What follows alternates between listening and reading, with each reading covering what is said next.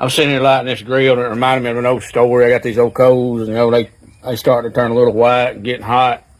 But years ago, I'd read this story where this man had kind of missed church there for several weeks, and another man went by to check on him.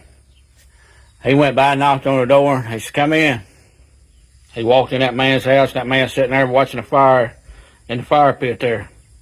He sat down, and they sat there probably 5 or so minutes and never said a word to each other, just sitting there watching the fire burn.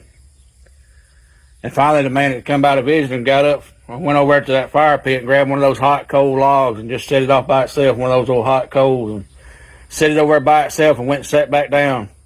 And he sat there probably 10 or 15 more minutes. And that old hot coal started getting cold. It wasn't glowing no more. And then the man got up and left. He didn't even have to say a word to that fella. That fella knew what he was talking about. You missing church.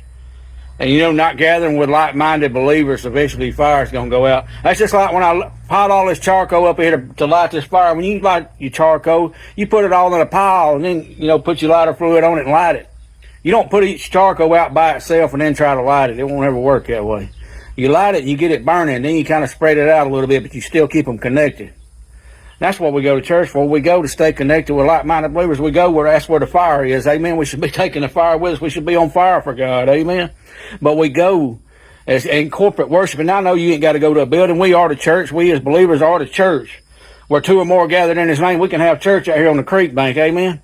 But we go and gather with like-minded believers. It's like that old fire gets to burning. Them old coals get to burning hot. That's the way it is in church. And sometimes you may be going through some stuff in your life where hey man, my fire barely is burning. That's when you go to church and somebody else has done been there and say, hey, I've been there. Hey man, let me help you through this. Let me pray you through this. Let me tell you what we did. Hey man, their testimony's going to help you. But anyhow, just sat here lighting the grill this morning thinking about that old story I read years ago. Don't try to go about it alone. That old fire burn out. Get with some people that love the Lord, that live for the Lord, and got a burning heart for the Lord. Amen. And it'll get your spark going and get your fire back going.